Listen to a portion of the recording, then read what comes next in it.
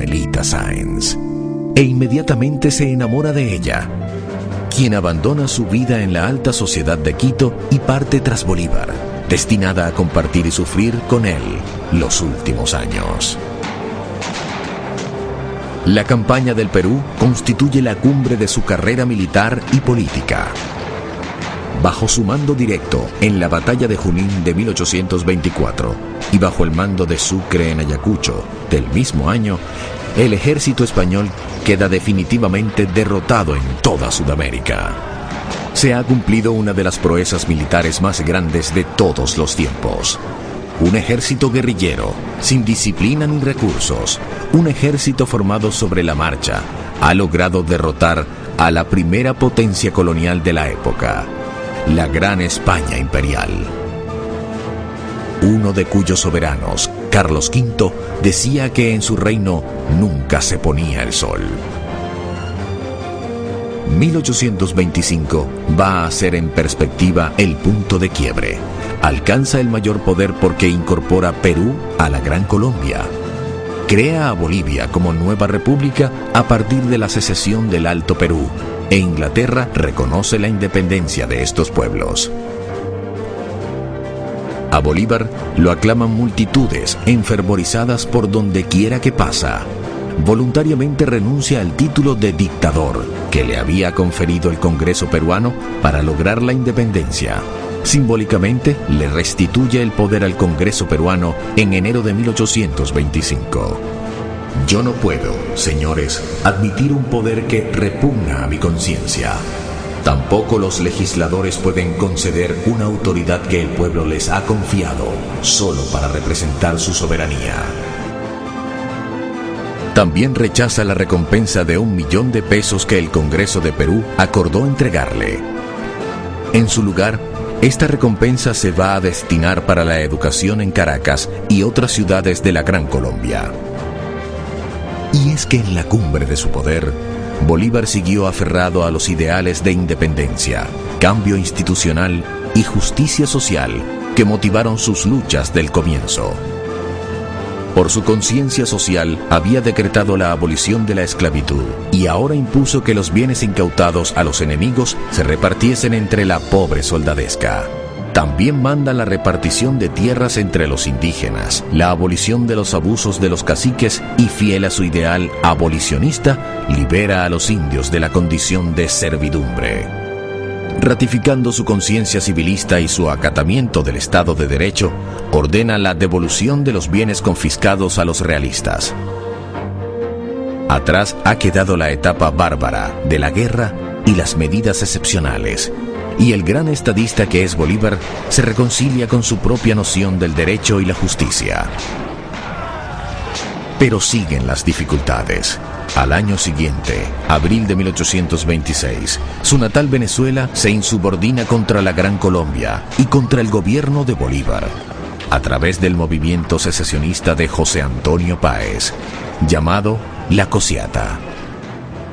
El libertador tendría que volver en diciembre de ese mismo año a Venezuela para ejercer su natural autoridad y abortar la conspiración separatista. En mayo de 1826, Bolívar había convocado al Congreso Anfictiónico de Panamá, el cual esperaba se convirtiera en el punto de partida para un proyecto de unificación continental. Aunque contó con representantes de México, Centroamérica, Colombia, Perú, observadores ingleses, estadounidenses y de otras potencias, no logró cristalizar en grandes acuerdos. En parte por las presiones diplomáticas del gobierno norteamericano, presidido por John Quincy Adams, y en la Secretaría de Estado Henry Clay. Ya para entonces, Bolívar pensaba nombrar sendas comisiones que actuaran en Cuba y Puerto Rico. Para Cuba pensaba enviar a Páez y a Puerto Rico Antonio José de Sucre. Los Estados Unidos de Norteamérica parecieran destinados por la providencia para plagar de hambre y miseria a la América Latina en nombre de la libertad. Más allá de sus méritos militares y políticos, en Bolívar sobresale la visión futurista que apostaba por la unidad regional y continental, para crear en Latinoamérica un polo de desarrollo integral. presentía con notable agudeza que nuestros pueblos quedarían en desventaja frente al potencial militar, tecnológico y comercial de Estados Unidos. La suya fue una propuesta para equilibrar la balanza de poder en el continente.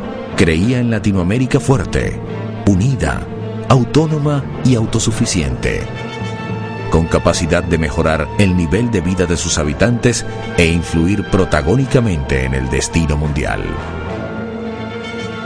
Pero la dimensión de su sueño conspiraba contra la posibilidad misma de materializarlo.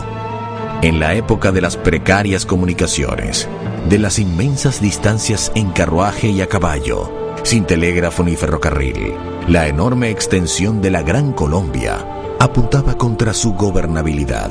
Era inevitable que Caracas recelara del asentamiento capital en Bogotá, que Lima aspirase a mantener la jerarquía de virreinato que había tenido en la colonia.